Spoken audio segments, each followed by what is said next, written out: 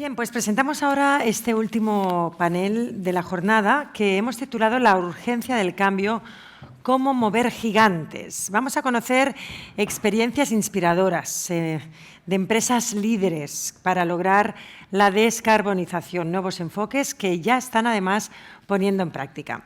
Una mesa que modera Ainhoa Grandes, presidenta de la Fundación Chip2B, y que ahora a continuación nos va a presentar también quien la acompaña. Muchísimas gracias.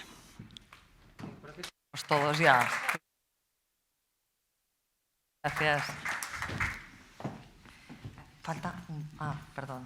Mesa y vaso, gracias. Com vulgueu. Gracias. Bueno, sorprendentemente vamos adelantados de tiempo. Lo que no sé si nosotros, que somos los últimos, igual es positivo porque tenemos igual unos 5 minutillos más. Pero bueno, primero de todo, muchísimas gracias. Hemos escuchado durante todo el día a diferentes representantes del sector económico, a empresarios, a inversores, a emprendedores, a ejecutivos, al sector social, a la administración. Hemos tenido al presidente de la Generalitat, a Núria Marín, alcaldesa de Hospitalet, hablando de ciudades. Nos han hablado de cómo lideran sus organizaciones, de cómo podemos conseguir el cambio sistémico, no solamente aquí en el panel central, sino también en los breakouts, que parece que ha habido conversaciones súper interesantes. En el panel de apertura, esta mañana, Chema Vera, Sergi Ferrer-Salat y Fernando Rodés han contextualizado con datos la situación de donde partimos. También ahora, en el panel que hemos tenido sobre medio ambiente, nos dan realmente datos que no sé si debo decir que estremecen. Pero nos están hablando de justicia climática, de si es necesario cortar y enfocarnos en la y así se solucionan el resto de problemas. Pero bueno, la descarbonización claramente sabremos que es el gran reto. Si queremos limitar el aumento de la temperatura a 1,5 grados, tenemos que pasar de emitir 51.000 millones de emisiones a 0 en menos de 30 años. Cosa que el reto es monumental. Por otro lado, la sociedad, queremos hablar de la también está cambiando. Estamos poniendo a los ciudadanos también en el centro de muchas de las decisiones que toman las empresas y también el papel que tienen las empresas en su entorno inmediato, digamos, lo que ahora se llaman los stakeholders, pero también su relación con la ciudadanía en función de dónde opere esa empresa. Estamos hablando de inclusión, estamos hablando de diversidad, estamos hablando de brecha salarial, de innovación social, en fin. Ahora nos toca hablar con grandes empresas que tienen un rol fundamental y queremos entender cómo se posicionan las grandes empresas en estos ámbitos. Y debo decir que queríamos hablar con empresas que tuvieran una especial incidencia en el ámbito de la sostenibilidad. Y os agradezco especialmente que estéis aquí, porque no es fácil a empresas como vosotros que quieran hablar en un foro como Chip2B, donde obviamente el greenwashing no tiene cabida. Por tanto, si estáis aquí, quiere decir que realmente nos vais a hablar de buenas prácticas. No os preocupéis porque no os voy a examinar. Y es al revés. Lo que queremos es movilizar a muchas más empresas. Mil gracias, Carlas Navarro y Narciso Berberana, por aceptar nuestra invitación. Os voy a presentar brevemente. Carlas Navarro es el CEO de BASF en España y máximo responsable de BASF en la península ibérica. Ha sido hasta este mes, literalmente, presidente de la Federación Empresarial de la Industria Química Española y sigue formando parte de su junta. Además, es presidente de Expoquímia, de la Feria Química, y presidente del think tank Club de la Excelencia de la Sostenibilidad.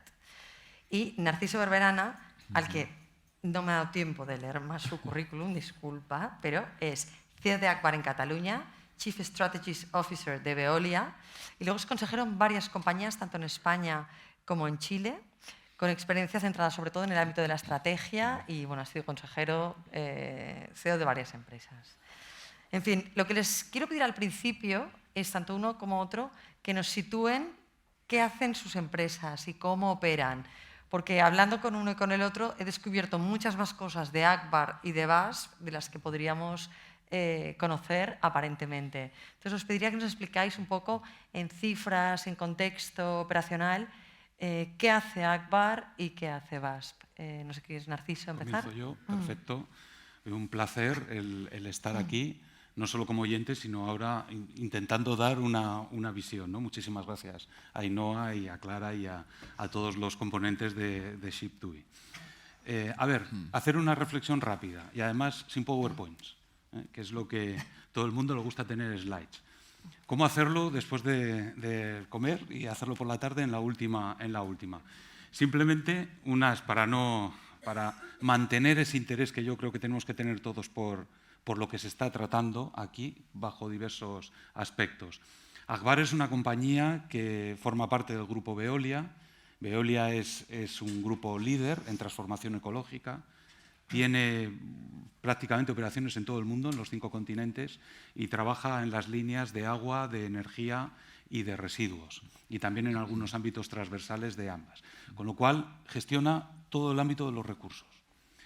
Y ya si aterrizamos en Agbar, a mí como presentación, claro, todas las compañías nos gusta dar grandes cifras, lo veo inevitable, grandes o pequeñas, pero nuestras cifras, y sí las cifras de facturación, pues estamos en el entorno de los 3.300 millones de cifra agregada de negocio.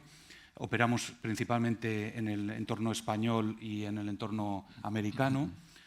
Algunas cifras que siempre nos gusta destacar porque llaman la atención. Bueno, pues claro, cuando dices gestionas infraestructuras, ¿qué significa gestionar infraestructuras hidráulicas? Pues significa, por ejemplo, que das en la gestión de tuberías, pues das la vuelta más de 3 veces a la Tierra. 3,3 veces a la Tierra, es decir, gestionas más de 133.000 kilómetros de redes. Y esto quizás son datos que cuando lo hablas en grande se pierde un poquito el concepto, pero son 133.000 kilómetros de redes. Para 40 millones de habitantes, más o menos, en un entorno en el que estamos hablando, y por todo lo que tiene que ver con el ciclo integral del agua, entendido desde la gestión del agua residual a la gestión de los recursos. Pero esto serían unas cifras así un poco aproximadas. Pero en el entorno que nos pediste que habláramos, a mí me gusta más seguir con el ESG, ¿no? Y entonces, como presentación de la compañía, también diría que gestionamos en el entorno, en toda nuestra infraestructura, estamos gestionando en el entorno de un 0,7-0,8% de la energía, por ejemplo, consumida en la España industrial. En todo el entorno industrial, pues un poquito menos del 1% corresponde a la gestión de servicios ambientales, unos 1.400 gigavatios hora. Y estos 1.400 gigavatios hora son todos verdes. Algunos, que entiendo que lo podremos hablar, algunos que son de alcance 1, por todo lo que tiene que ver con la reducción de emisiones, otros muy pocos de alcance 2, pero que están asociados principalmente a todo lo que tiene que ver con la compra, con las comercializadoras que nos pueden dar los derechos de compra verde, y lo que tiene que ver también con el alcance 3, que entiendo que podemos hablar. En el entorno de los 1.300 gigavatios hora, que es de todo lo que necesitamos de necesidad de energía, todo es verde y además produce con toda la actividad sumada unas 700.000 toneladas de emisiones de CO2 al año. Esto en el entorno ambiental. En el entorno ambiental, fíjate, estamos hablando de emisiones y estamos hablando de ambiental. A mí esto me luego lo desgranaremos más. Sí, ahora necesito que nos coloques a Agbar en el contexto. Segundo y acabo. Segundo, en el entorno social. ¿Qué significa? ¿Cómo puedes dar un servicio ambiental si no es social? Entonces, claro, nos gusta decir, damos servicio a más de 1.000 industrias, a los 40 millones de clientes, a los 40 millones de habitantes, pero claro, ¿qué es lo que tienes que incorporar además? Que tus trabajadores y la capacidad que tienes de tejido social donde trabajas. Más de 48.000 trabajadores. Significa que son unos 16.000, bueno, son de hecho 15.551, que tenemos de trabajo directo, pero también los indirectos y los que tenemos de trabajo inducido, unos 50.000. Y por dar otra cifra, en el entorno del governance, quiere decir que estás gestionando en diversos países, con lo cual tienes consejos de administración en diversos países. Y es muy importante trasladar que desde el espíritu de el global y el local podemos hacer que toda nuestra estructura de Agbar, los 3.000 millones de facturación, esta presencia en todos los países, está trasladada con medidas transversales que afectan a todos los consejos de administración y a todos los ámbitos de governance. Significa aplicar derechos humanos, por ejemplo, todos los derechos, todo lo que tiene que ver con la política de debida diligencia de la OCDE, trasladada ahora a la taxonomía social, en todos los consejos de administración, independientemente del país donde estés trabajando. Es decir, por finalizar, una operación de todos los ámbitos ambientales, de todos los ámbitos sociales, pero incorporándolo con una visión transversal desde el global, traduciéndolo en las medidas de actuación local. Esto es lo que puedo hacerte de presentación. Caray, muy bien. Y sin PowerPoint. Y sin PowerPoint. Y sin PowerPoint. Y sin beber No hemos agua. visto, Ahora no voy a hemos beber visto un poco de mucha agua. agua. Carlas, cuéntanos qué hace VASP, qué hace todo prácticamente.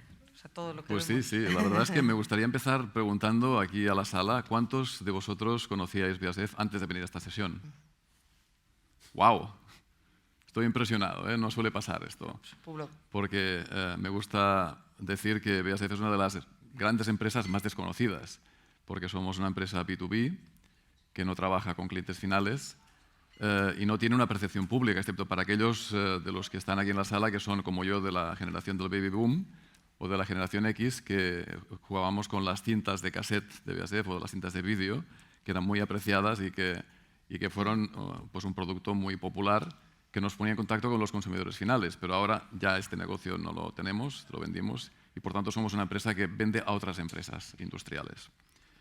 Somos una compañía de origen alemán, con 157 años de historia, la mayor del mundo por facturación, 79.000 millones de euros el año pasado, y con operaciones en 90 países también, 240 centros de producción en todo el mundo, 6 de ellos realmente grandes, integrados, con 90.000 clientes, 70.000 proveedores, es decir, una cierta complejidad. Y el año pasado emitimos 20,2 millones de toneladas de CO2. Lo digo porque es parte también de nuestro reporting. No solo las ventas, sino también las emisiones de alcance 1 y 2. Para poner en contexto esta cifra, pues en España el año pasado se emitieron 288 millones de toneladas de CO2. Por tanto, 14 veces las emisiones globales de BASF en un año en España. Sería un poco la proporción para que tengamos idea de... operamos en 6 segmentos, productos químicos, materiales, soluciones industriales, tecnologías de superficie, nutrición y cuidado personal, y productos agrícolas. Y tenemos un lema que nos gusta mucho, a mí personalmente me inspira mucho, que es creamos química para un futuro sostenible. Es decir, la palabra sostenibilidad está ya en nuestro lema corporativo. Pero aparte de la sostenibilidad tenemos otro pilar estratégico que es la innovación. Y es que, bueno, en estos 156 años de vida que tenemos, hemos desarrollado muchos productos y soluciones que han pasado a la historia de la ciencia, de la química, empezando por el colorante índigo, que es el que llevan los jeans, ¿no? Que lo desarrollamos en el siglo XIX, pasando por la cinta magnetofónica en el 32, por las fibras sintéticas como el rayón, la poliamida, como la síntesis del amoníaco, que abrió el paso a toda la industria de fertilizantes, que acabó con las hambrunas de principios del siglo XX. También el poliestireno expandido, el famoso corcho blanco, es un invento de BASF. Y más recientemente, para aquellos de vosotros que seáis runners, pues el material de las suelas de las zapatillas deportivas Adidas Boost, que revolucionaron el mundo del running cuando salieron porque realmente dieron mucha prestación a los corredores. Y precisamente hoy sacamos al mercado, junto con Inditex, un detergente para ropa con el nombre de Laundry, sale hoy al mercado con el objetivo de reducir la generación de microfibras y reducir el consumo de energía, algo que pues es una prueba de la innovación. De hecho, dedicamos 10.000 personas de nuestra plantilla de 111.000 personas a la innovación y sacamos unas 800 patentes al año de nuestros laboratorios. Aquí en Iberia somos 2.500 personas repartidos en 18 centros de trabajo, 6 de ellos con producción. Tenemos en Tarragona el principal centro de producción de BASF en toda el área mediterránea, un centro que tiene 50 años de vida, con 800 personas y unos 300 contratistas que vienen cada día a trabajar con nosotros. Y también es el primer centro industrial químico de España en el que ya opera una red privada de 5G, una tecnología que nos va a dar acceso a una serie de recursos de inteligencia artificial y proceso de datos que esperamos que mejoren nuestras operaciones. En España hemos vendido el año pasado 1.652 millones de euros y este año esperamos llegar a los 1.800. Y en España nuestras emisiones de CO2 han sido de 230.000 toneladas, es decir, más o menos un 1% de las del grupo. Eso sería la presentación básica de BASF en cuanto a las cifras principales. No os penséis que era este rollo, es que quería que realmente aterrizáramos un poco con qué tipo de compañías y con qué cifras estamos hablando. Grandes empresas, efectivamente. Pero con Clara, discutiendo las temáticas del Impact Forum, queríamos hablar de descarbonización radical. Sí. Y bueno, vosotros creo que tenéis un papel fundamental. Me gustaría que nos hablarais. Quiero haceros muchas preguntas, por lo que os pediría respuestas un poco concretas. ¿Qué planes tenéis? O sea, nos habéis dado cifras de emisiones, de consumo eléctrico, altísimas en los dos casos. ¿Qué planes tenéis respecto a esa descarbonización? ¿Os planteáis objetivos concretos? ¿En qué plazos? O sea, ¿podéis avanzar más deprisa? Cuando decimos radical, nos referimos a, todos estamos hablando del 2050, pero como nos decían nuestros expertos científicos, al 2050 todos sabemos que no llegamos. Por tanto, ¿se puede hacer más deprisa? Y bueno, me gustaría también saber qué barreras os encontráis en esta línea de... ¿Empiezo yo? Por seguir Venga, con el mismo por orden. seguir un poco con el orden. Pero lo podemos Luego, cambiar, ¿eh? igual, Si saltamos. hay algún Por supuesto. por hacerlo más atractivo también. A ver, la descarbonización, yo comenzaría... ¿hay medidas, tenemos planes a nivel global? Sí. Para hacer una respuesta concreta, sí. Van cambiando en función de los planes estratégicos de cada ámbito local, pero más o menos querríamos llegar al net zero en 2035. Pero esto es habla por hablar, si me lo permiten, y decir en este entorno. ¿Vale? Para mí lo más importante es el equilibrio en este caso. Cuando nos centramos exclusivamente en la energía, como es el caso en este caso en las emisiones, hay que tener en cuenta también que la descarbonización tiene que contemplar que tampoco consumes el resto de recursos. Y algunas de las iniciativas de descarbonización, yo diría que casi todas, comportan, por ejemplo, más consumo de energía o comportan más consumo de tierra que necesitas de producir de biofuels para poder producir toda la zona de cultivos de maíz para poder producir los consumos. Porque claro, tenemos una tendencia cuando hablamos del net zero muy centrada en Europa, pero tienes que mirar la Amazonia, Brasil, América, el global. Por lo tanto, por no despistarme, la respuesta es sí, tenemos planes, pero tienen que estar equilibrados y tienen que ser un equilibrio en que tienes que descarbonizar, pero sin consumir más recursos, sin consumir más terreno, sin consumir más agua, como mínimo. Eso por hacer ese equilibrio entre aire, tierra y agua que muchas veces lo hemos comentado. Carlas. Bueno, la industria química necesita de mucha energía para funcionar. Los productos se fabrican mediante la aplicación de temperatura, de presión, y hace falta energía para que estas moléculas reaccionen. Y, por tanto, estamos obligados a consumir grandes cantidades de petróleo, de gas, recursos naturales, minerales, y esto pues, implica, hasta ahora, emplear recursos fósiles para generar esta energía. Pero sí que tenemos un plan, yo diría que agresivo, a pesar de que el horizonte final es 2050, pero que prevé que en 2030, a 7 años vista, habremos reducido un 25% de las emisiones que teníamos en 2018. Es decir, estábamos en 22 millones de toneladas, estaremos en 16 millones de toneladas, a pesar de que en esta década vamos a seguir produciendo más. Vamos a seguir aumentando volúmenes, por tanto hay que ser mucho más eficiente a la hora de gestionar las emisiones. Y de hecho tenemos una estrategia basada en 5 palancas, una de las cuales es lo que llamamos grey to green, es decir, allí donde usamos energía gris, o digamos de origen fósil, queremos usar energía renovable, de origen renovable. Y esto pasa pues, por sustituir petróleo y gas por electricidad de origen renovable. Algo que es fácil de decir, pero muy complicado de llevar a la práctica. ¿Por qué? Pues porque, por ejemplo, nosotros en BASF somos responsables del 4% del consumo de gas alemán. El 4% del gas que se consume en Alemania lo consume BASF, y no solo como combustible, sino como materia prima. El 50% del gas que consumimos no va a quemar, sino que va a reacciones químicas. Por tanto, es una fuente de carbono que ahora mismo es difícil de sustituir por otra fuente alternativa. Por tanto, y en la industria química en España, el 19% del gas que se usa es en nuestro sector. Por tanto, estamos muy dependientes. Por tanto, cualquier esfuerzo que haya que hacer será descomunal, porque uno no cambia de una situación como esta a un escenario como el que te comentabas, de 0 emisiones en 2050, de un día para otro. Por eso hay que poner muchos recursos y uno de ellos es realmente activar las energías renovables en forma de electrificación. ¿Cuál es el problema? El problema es que no hay capacidad. Nosotros tenemos una necesidad, una previsión de triplicar nuestra demanda de energía eléctrica renovable hasta 2035 y no sabemos de dónde saldrá esta capacidad.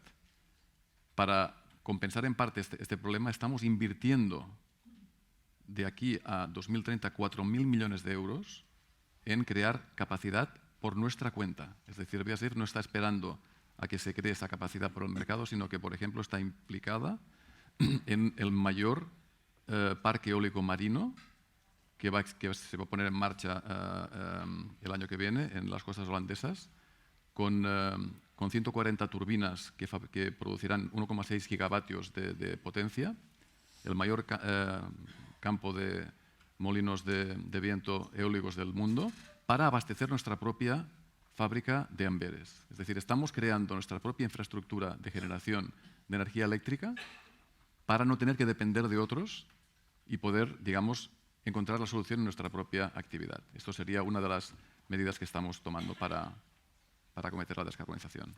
Entráis en la radicalidad, ¿eh? Vais Sí. bien, vais bien. Me interesan las debilidades también. Me interesa saber qué barreras os encontráis. Me refiero pues, al propio mercado, por ejemplo, a vuestros proveedores, cuando estamos hablando de alcances, a los propios equipos. Vosotros os dirigís equipos y entonces esto un poco cómo se traslada. Geografías, operáis en distintas geografías y, bueno, en este caso más en ámbito local, pero también os viene la estrategia de sostenibilidad dada pues, los datos que nos está dando Carlas, bueno, y tú absolutamente a través de Veolia en Francia son internacionales, o sea, como una empresa opera una estrategia de sostenibilidad en diferentes países. O sea, ¿cuáles son las dificultades? Necesitamos más tiempo. Por ejemplo. Por ejemplo, ¿no? Necesitamos tiempo. Y esto no es una broma. Necesitamos visión a largo plazo. Lo del tiempo no lo sé. Es decir, la radicalidad de actuar ya, pero con una visión a largo plazo. Sí. Que quizás es lo que también estábamos conversando antes con Carlas, ¿no? Sí. Esa necesidad de visión a largo plazo a la vez que actúas ya. Y esto, cuando estás trabajando con todos los grupos de interés, con todos los stakeholders, estás insistiendo bastante en la visión de un board, del consejo de administración, es un primer reto, porque dentro de los grupos de interés hay algunos que tienen prisa por determinados beneficios y otros, beneficios financieros, beneficios sociales o beneficios ambientales. Los grupos de interés no son solo los accionistas, tenemos proveedores, tenemos la sociedad civil, tenemos el capital humano también, como estabas haciendo referencia. Entonces, el primero, yo diría, la primera dificultad, los timings, visión a largo plazo, pero tienes que actuar ya. ¿Cómo haces eso compatible? Y yo diría que el segundo punto, que para mí es extremadamente relevante, es el equilibrio. Yo insisto mucho en la palabra equilibrio. No podemos hacer todo sin tener en cuenta los demás actores. Y entonces siempre tienes que balancear. Yo a veces me gusta, en los equipos lo solemos decir y en muchos ámbitos, solemos decir que no va a haber verde sin azul. Yo insisto, hay dos puntos y solo por decir una de las dificultades. Claro, toda la transición al net zero se va a basar en tecnologías que por ahora todavía no las conocemos. Y esto quizás no se explica lo suficiente. Con lo cual el esfuerzo que va a haber que hacer en I+D+I es impresionante. Y esto es un punto, otra vez, de equilibrio. Visión a largo plazo, pero actuando ya. Tenemos que empezar a invertir ya mucho más en innovación, mucho más en investigación, porque el 50% de las tecnologías que se requieren para llegar al net zero todavía no se han inventado. Estos son informes que no es que lo diga este ponente, sino que son informes sacados de la OIE y de varios organismos internacionales.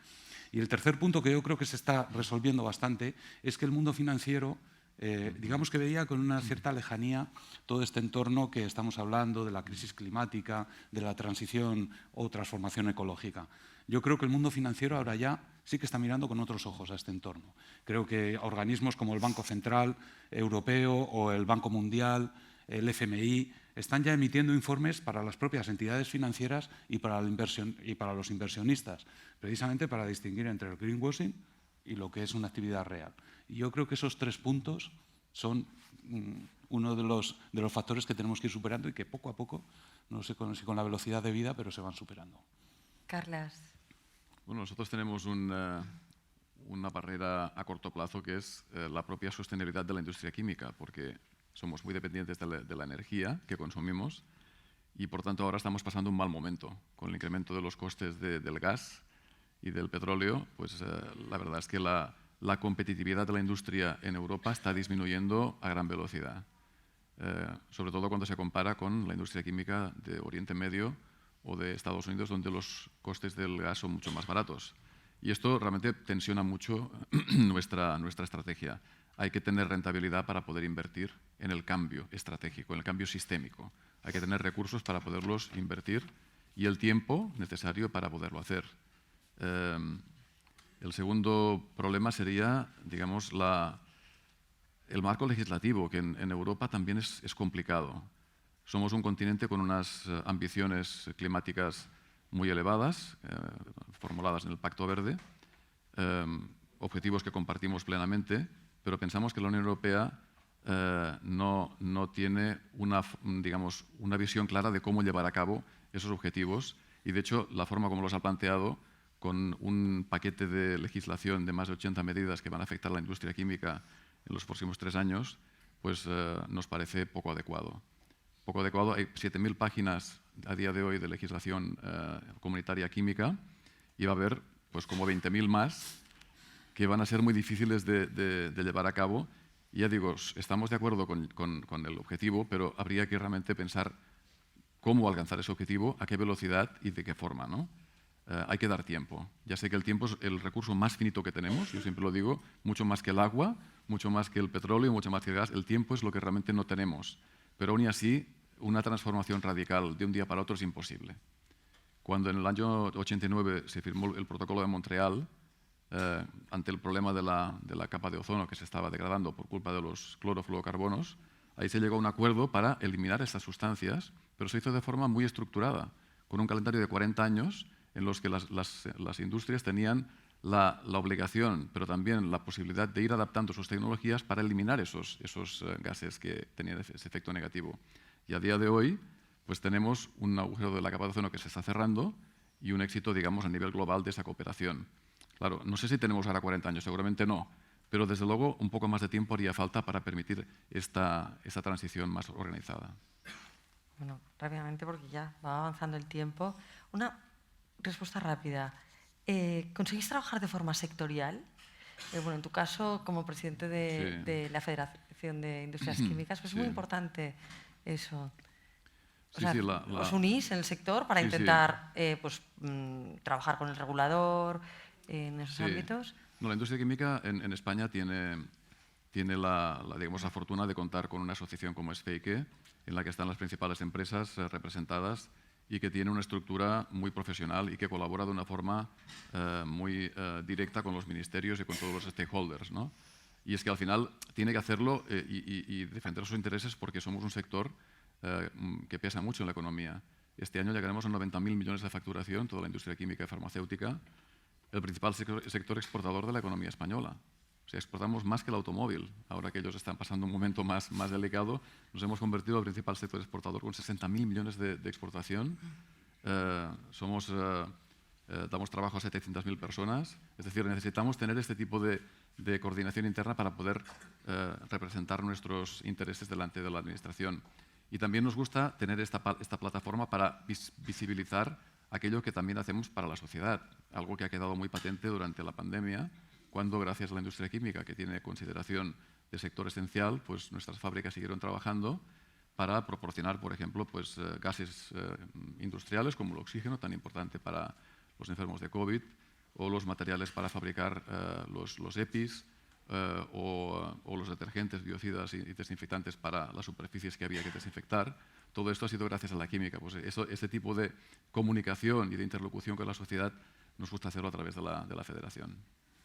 Sí, por nuestra parte falta bastante trabajo. Yo creo que esa mirada, insisto, es una mirada global, pero que tienes que actuar en local. Entonces, como sector, Generalmente todo lo que tiene que ver con los temas ambientales está muy focalizado en cada territorio, cada geografía tiene su propia idiosincrasia, con lo cual aquí lo que necesitamos es mirada global con aplicaciones concretas en local. Bueno, no nos queda mucho tiempo, pero no quiero dejar de hablar del ámbito social. O sea, para mí es muy importante. Me gustaría ver, sois empresas muy grandes, trabajan muchas personas en vuestras empresas y tenéis un impacto muy alto en vuestras comunidades. ¿Cómo trabajáis en el ámbito social? No sé si quieres, Narciso, empezar tú. El ámbito social en 10 segundos. Sí, bueno.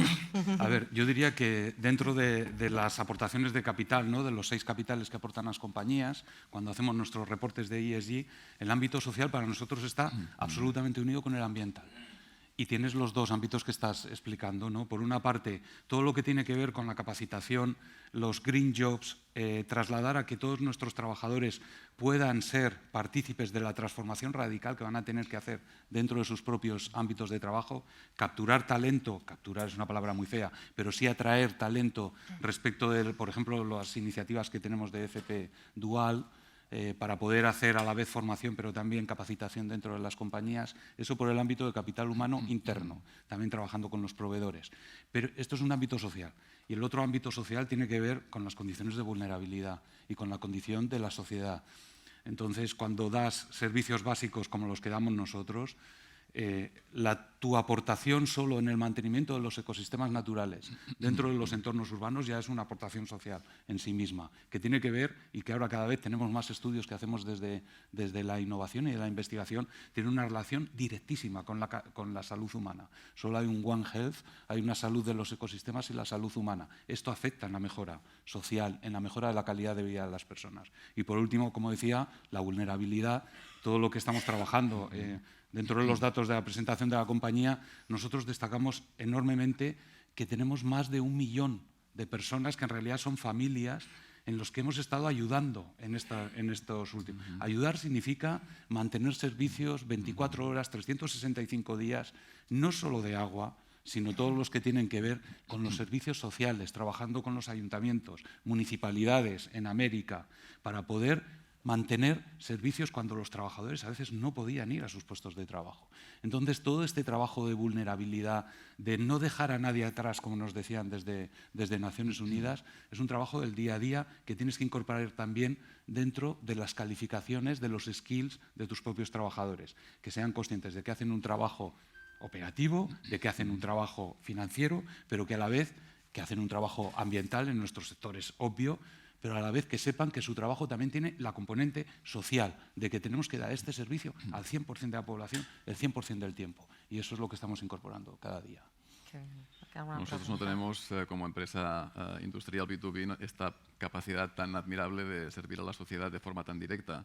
Pero sí que creo que la química sirve a la sociedad a otro nivel. Nosotros somos muy conscientes del papel que hemos tenido hasta ahora como industria extractiva en la creación del problema del cambio climático y estamos firmemente decididos a ser parte de la solución. Y de hecho yo diría que sin la ciencia química, sin la industria química, no será posible. Nosotros somos una industria transversal que afecta al 95% de las manufacturas de cualquier sector económico del planeta y, por tanto, sin la química no habrá soluciones para hacer frente a las grandes problemáticas de la humanidad, el cambio climático, la pérdida de recursos y de biodiversidad. Por lo tanto, esta es nuestra contribución social, es decir, hacer posibles soluciones que ayuden realmente a hacer un mundo más seguro y más sostenible. El mundo tal cual está ahora es insostenible. Realmente, yo cuando hablo con diferentes audiencias sobre este tema, empiezo siempre por ahí. No hablamos de sostenibilidad o de ser más sostenibles, es que el mundo ahora mismo es insostenible. En sus parámetros actuales, con el consumo de recursos que hay, vamos directos al desastre. Y tenemos la obligación todos de alguna forma, corregir el rumbo y acabar pues, con el egoísmo de los países, con la avaricia de las empresas, ¿no? Que siempre perseguimos el objetivo de maximizar beneficios, y también con la indiferencia de los consumidores, que a veces es lo que acaba, digamos, de redondear el problema, ¿no? Claro que tenemos actividad social, pero realmente frente a la actividad que acaba de comentar Narcís, pues no es tan relevante. Tenemos pues, paneles públicos asesores en nuestras comunidades para interactuar con la comunidad y con representantes de ONGs, de la administración, para saber qué les preocupa y para poder explicar qué es lo que hacemos, porque la industria química tiene esta necesidad de darse a conocer para ser comprendida y aceptada. Y tenemos que al final crear un nuevo contrato social con nuestras comunidades y con la sociedad en general, para cambiar la forma como trabajamos, cómo producimos, cómo consumimos y poder realmente, entre todos, cambiar el rumbo porque, como decíamos antes, el tiempo es finito, el tiempo ya se ha acabado, veo aquí en el monitor. Y como vamos hay que adelantados, nos han aprovecharlo hecho bien. empezar antes. ¿Sí? Yo creo Sí, que sí. podemos robar 2 minutos. Bien. Y quería acabar haciéndoos una pregunta de gobernanza, ya que estamos un poco estructurando esto en esas 3 partes. Formáis parte de empresas muy grandes, enormes, diría yo. Esa transformación sale del gobierno corporativo, sale de la presión de los clientes, sale de la presión de los propios equipos, porque vosotros os encontráis en este caso un poco en el medio. O sea, ¿cómo se lidera la estrategia de transformación medioambiental y social? En el caso sois CEOs de compañías también muy grandes en España, pero con políticas de estrategia sostenible que probablemente os vienen dadas también de vuestras multinacionales. ¿Nos podéis dar 2 pinceladas sobre cómo se gestiona eso a nivel de gobernanza? Bueno, en nuestro caso, las políticas vienen marcadas por la central en Alemania, que tiene la ventaja de que, estando en bolsa en el DAX alemán, tenemos una estructura accionarial muy distribuida, no tenemos ningún inversor realmente grande de referencia. En su época fue Allianz, una de las empresas que tenía una participación importante en BASF. Ahora ya no es el caso y la empresa que más tiene es un fondo de inversión que se llama Vanguard, que tiene menos de un 2%. Por tanto, nadie condiciona nuestra estrategia de sostenibilidad y, por tanto, lo que hacemos, lo hacemos por convicción, porque pensamos que es la manera de hacerlo y porque, como decía hace un momento, somos muy conscientes del impacto que tenemos en el medio ambiente. Sabemos lo que hemos causado hasta ahora y sabemos lo que queremos hacer mejor en el futuro. Por tanto, la política que tenemos está basada en esta necesidad, esta convicción de hacer lo correcto. Narcís, para acabar. Sí, pues para acabar, muy rápido, lo que tiene que ver con toda la gobernanza, efectivamente, los consejos, no se puede hacer nada en contra del Consejo de Administración. Esto para empezar, dejémoslo claro. Entonces, si el Consejo de Administración está claramente alineado, todo funciona más fácil. Pero también voy a decir otra cosa. No se puede hacer nada si no se implementan medidas reales en local. Es decir, no desde los consejos de administración se va a implementar nada. Se necesita también todo el compromiso, la cooperación de todos los actores, de todos los grupos de interés para que las medidas se pongan en local. Solo funciona el mundo en local. Me gusta mucho la palabra glocal, ¿no? Piensa en global, pero actúa en local. Y creo que esto forma parte de manera biunívoca, no sé cómo decirlo, ¿no? Bilateral, es decir, que tiene vasos comunicantes de un lado a otro. Y por acabar, para nosotros, esto sí que a mí es que he participado en muchas estrategias y he tenido la suerte a veces de poder liderarlas y de verlas implementadas, es muy importante. No hay una estrategia de sostenibilidad. Eso no existe en nuestra empresa, tenemos esa suerte. Solo hay una estrategia. Y esa estrategia está incorporada con los aspectos sociales y ambientales. Y yo creo que esto es la base del éxito. Para poder hacer esa transformación radical que necesitamos, realmente tiene que haber una única estrategia. Y tiene que incorporar el ámbito social con los objetivos, los KPIs concretos, y el ámbito ambiental con los objetivos, KPIs concretos. Y eso, una vez que lo tienes definido, tenemos la obligación, nosotros como directivos y los trabajadores y el Consejo de Administración, de hacerlo rentable para que sea sostenible, pero no al revés. Eso es lo que yo te podría trasladar como... Nos lo creemos. Muchísimas gracias.